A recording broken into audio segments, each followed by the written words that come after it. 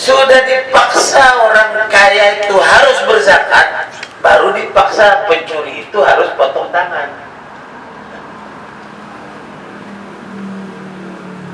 Dipaksa potong tangannya. Kalau sudah dipaksa orang kaya untuk keluarkan zakatnya.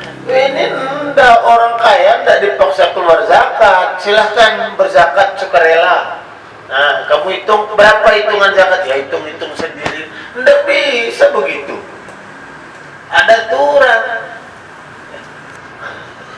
Ini kadang-kadang orang tidak memahaminya. La ilaha illallah itu tidak ada ilah selain Allah, itu mencampur adukan aturan Allah dengan aturan manusia.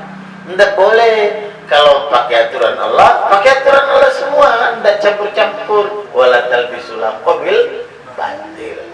Itulah ilaha illallah, itu begitu. Maka menjadi tidak adil aturan Allah kalau diletakkan di tempat yang di luar wilayatul hukmi, di luar wilayah hukum. Tidak berlaku aturan Allah di luar wilayah hukum. Jadi bagaimana? Katanya dia, kalau mencuri tidak boleh dipotong tangan. Berarti tidak apa-apa saya mencuri. Bukan berarti tidak apa-apa. Yang dibicarakan itu karena hukum tidak berlaku, maka yang dibicara adalah pahala atau dosa. Bukan bicara hukum, pahala atau dosa. Nah, maka dibicara kamu berdosa. Tapi kalau seperti di negeri kita, orang pencuri tidak berdosa, cuma disebut bersalah. Tidak ada orang bilang kamu sudah mencuri, korupsi, maka kamu berdosa. Tidak bicara dosa. Kamu bersalah, maka karena kamu bersalah, maka dihukum sekian. Itu yang baik menurut manusia. Kalau dia paham la ilaha illallah, maka dia mencari yang baik menurut Allah bagaimana. Nah, itu. Maka diberlakukan secara keseluruhan, tidak diberlakukan sepotong-sepotong. Nah, ini karena tidak diberlakukan aturan Allah, maka sepotong-sepotong berlaku. Ada orang tanya, Ustaz, ada ini baru-baru ini ada yang tanya saya. Dia bilang, Ustaz, ada orang ini dia hamil duluan, Ustaz. Sudah hamil duluan, kemudian dia dinikahkan.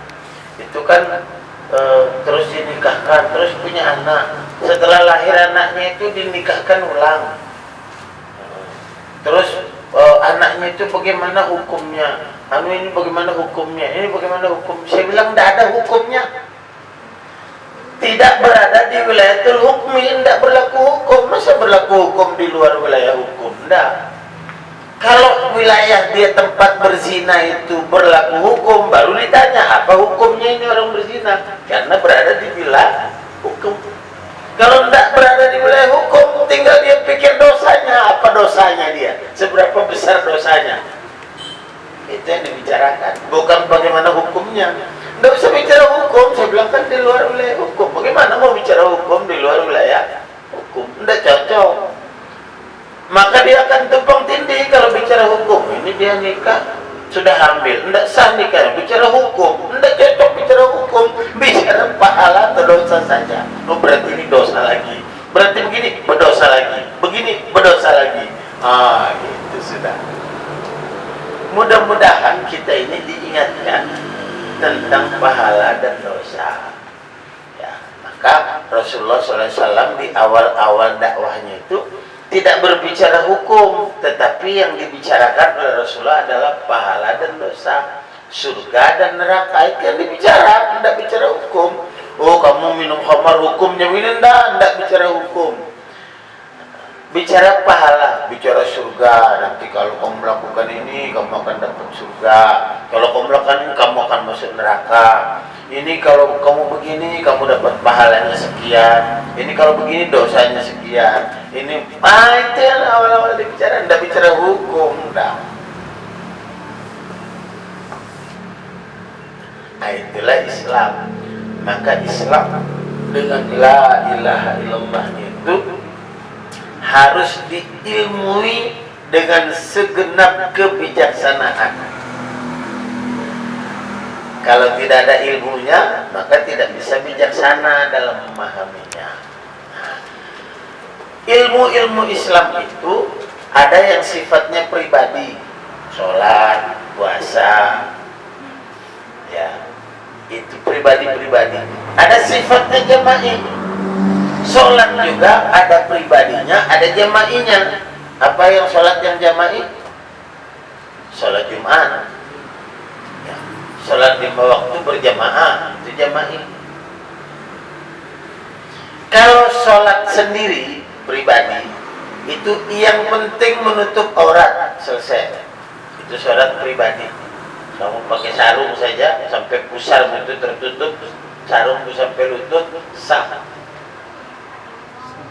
Kalau sendiri. Tapi kalau pergi Jumatan di masjid, terus kamu pakai begitu, ndak bisa. Ada ayat lain yang memerintahkan, ya ayyuhalladzina amanu khudzu zinatakum inda kulli masjid. Wahai orang-orang yang beriman, berhiaslah kamu setiap pergi ke masjid. Kamu harus berhias, pakaian yang menghias itu. Jangan pakai pakaian cuma camping. Pakaian yang bagus-bagus yang dipakai, yang menghiasi tubuhmu itu. Khudzu zinatakum, hiasi tubuhmu itu dengan pakaian-pakaian yang bagus. Ada perintah lain. Maka tidak bisa kalau mau melaksanakan ayat ini kemudian datang ke masjid sekedar pakai pakaian yang sekedar menutup aurat. Tidak bisa, tidak cocok. Itu karena sudah masuk kepada jama'i. Karena hubungannya sudah dengan manusia yang lain. Kalau hubungannya dengan Allah saja, hablum minallah. Auratnya laki-laki mana? Dari pusar sampai lutut. Yang penting tertutup pusar sampai lututnya, selesai. Sah sudah sholatnya. Belum usah pikir-pikir. Kenapa? Karena dia sholat sendiri.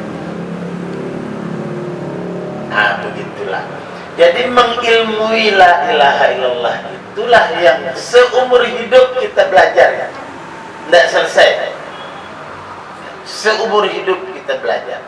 Belum lagi kita memahami adab kita dengan Allah. Adab, bukan hukum, adab.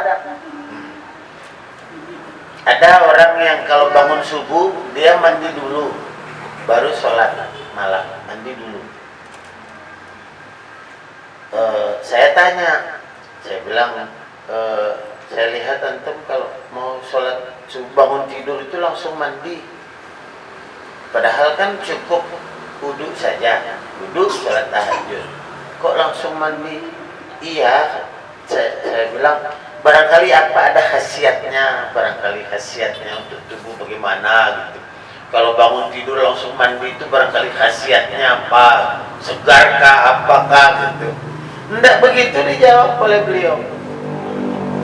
Diam gitu loh. Setelah diam lama dijawab, iya katanya, bagaimana ya, kita datang menghadap camat saja masa kita tidak mandi? Ini kita mau menghadap Allah. Jadi adab, bukan bicara hukum di situ, bicara adab. Dia rasa dirinya tuh mau menghadap kepada Allah. Menghadapnya itu tidak sekedar menghadap, menghadapnya itu sambil ngomong lagi. Bagaimana ngomongnya? Wajjahtu wajhiya lilladzi fataras samawati. Saya hadapkan wajahku kepada yang menciptakan langit dan bumi, bukan kepada camat yang berkuasa di kecamatan ini, bukan. Kepada yang memiliki, bukan sekedar berkuasa, dia punya langit dan bumi. Saya mau menghadap kepada zat yang punya langit dan bumi itu, tapi tidak mandi, saya belum mandi. Bagaimana rasanya itu ya? Tidak enak sudah dia rasa. Itu bicara adab, bukan bicara hukum. Tidak. Adab tentang apa? Tentang la ilaha illallah. Woi, panjang pelajaran la ilaha illallah itu sepanjang hidup. Alhamdulillah.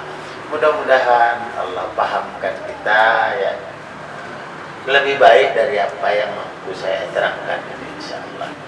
Baiklah, itu saja dulu kajian kita malam hari ini. Lebih kurangnya mohon maaf. Adanallahu wa iyyakum ajmain. Assalamualaikum warahmatullahi wabarakatuh.